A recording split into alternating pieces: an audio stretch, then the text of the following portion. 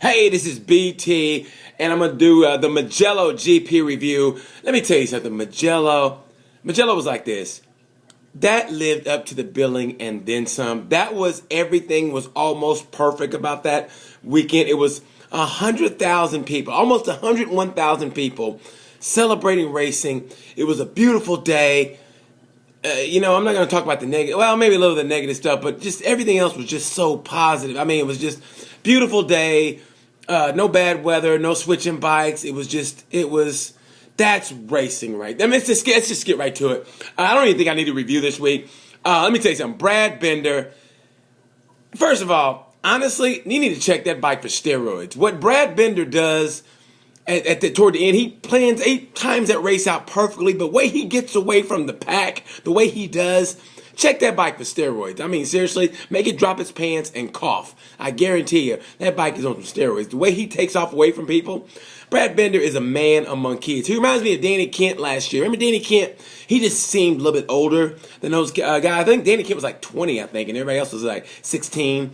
So that's the way I think Brad Binder is. I mean, I think Binder's been around for like 4 or 5 years, I think. So he's like 20, 21, and he's racing his kids, but still that maturity shows Brad Binder timed it right. And that race, Moto 3, I know you guys get sick of me saying it, but I don't give a damn. I'm going to say it again. Moto 3 is like I said, you got teenagers full of angst. Your average teenager is full of angst and anxiety and a whole bunch of testosterone. And they're not afraid of pushing and wanting to fight. And plus you get that combined with, hey, they want to make it to the top. And you got a coach telling them what to do. So you got all that mixed together. So it's like, it's like putting two hamsters in a sock and them fighting it out. That's what it's like. Moto 3, to put it this way, the top 5 riders were separated by 700ths of a second.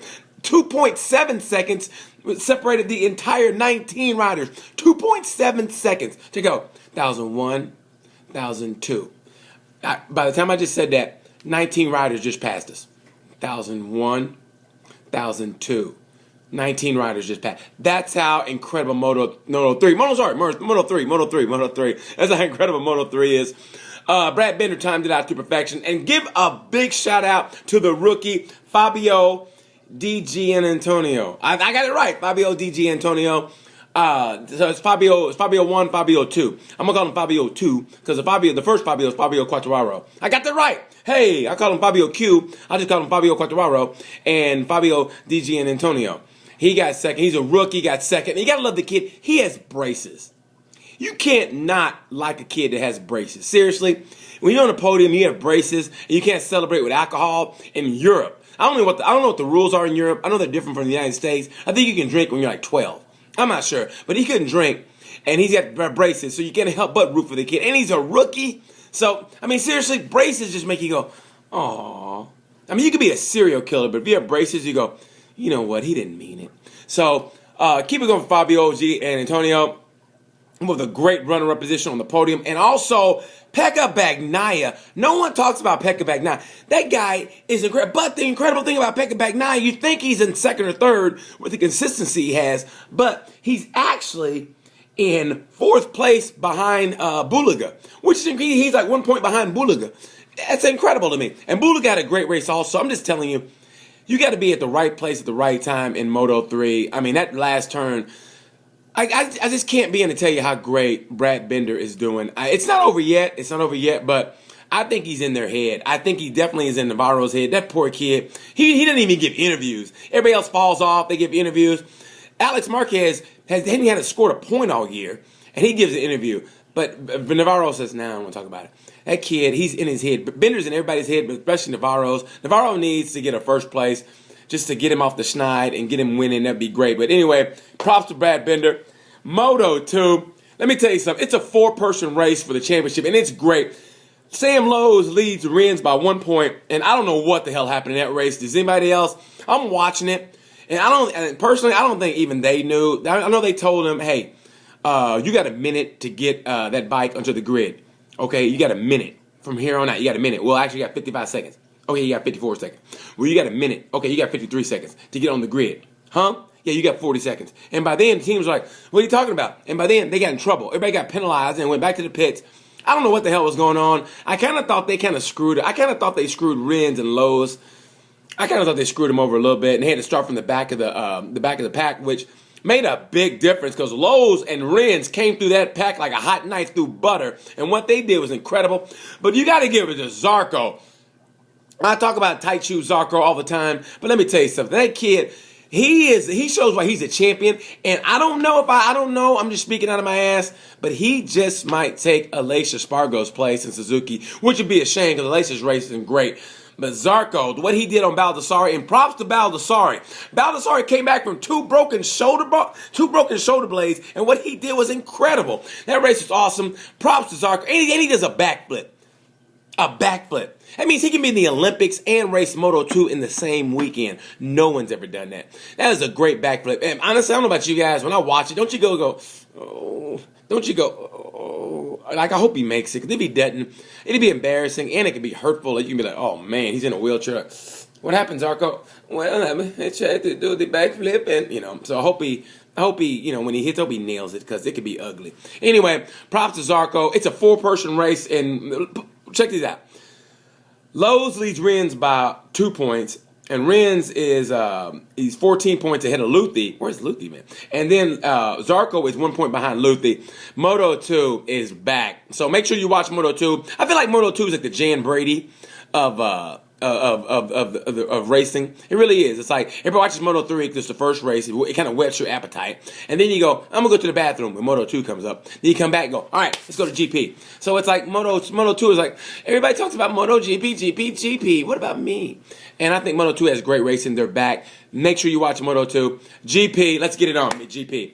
First of all, I props to the Italian fans for coming out and supporting. So only some, and I say some, with the booing and everything else. Hey, man, I'm not about that, but I'm not gonna say anything else about that. I think it's horse crap because those guys risk their lives. If you don't like them, you don't like them. But it's also your right to do what you want to do. So anyway, thought it was a great race. I felt for Rossi as much as I criticize everybody on here. Rossi was running a great race. He really was. It was shaping up to be an instant classic with Rossi and Lorenzo going at it, and then the motor let go. And I don't know if you can feel that when you're racing or there's smoke coming out. But I thought Rossi should have moved off the racing line. You know what I mean? He should have moved off the racing line. That's just me. But it's like, hey man, I know I feel for you, but other guys can go slip sliding away. So could you just get on the grass or something? That's what I felt Rossi should do. But I felt for him. You couldn't help but feel for him. It's like me one time. I got a whooping at my own birthday party when I was 5 years old. My mom gave me a whooping in front of everybody at my own birthday party, and I felt so embarrassed, and I did. And that's how I felt Rossi. He didn't get a whooping, but his bike let out, and all these fans are just disappointed. That's what I felt like.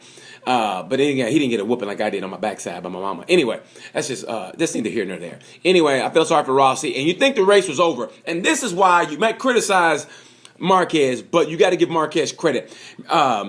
He is the star. He's the straw that stirs the drink. Because what Marquez did, he could have said, hey, I'm going for second. I'm just going to sit back in second and get the points. But he went for it, man. The old Marquez came back. Remember he said it's a new Marquez. I'm just going to get the points.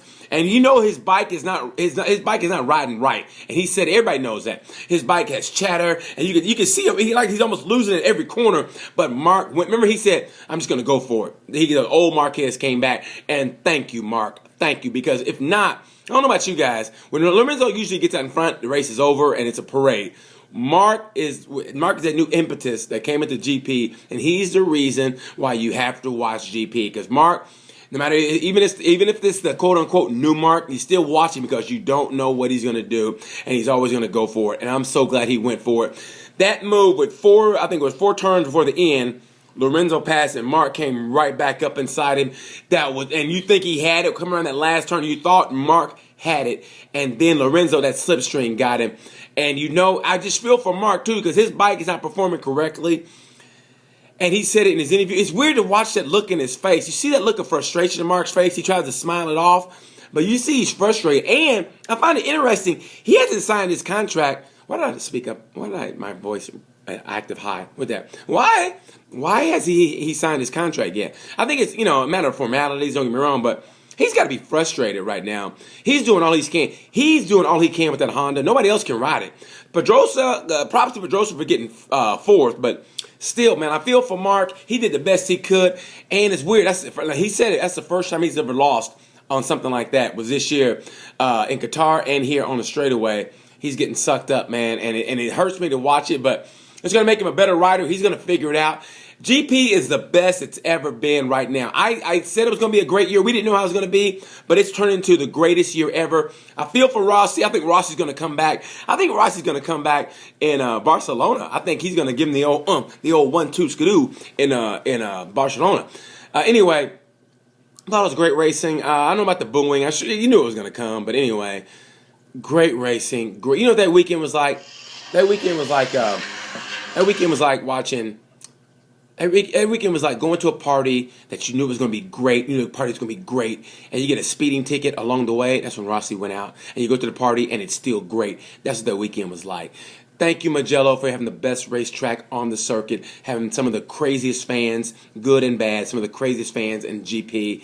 Thank you, Mugello. Thank you, people. Thank you for watching this. I know it went long, but man, I cannot begin to tell you how much I love Mugello and love racing. I've been at that track.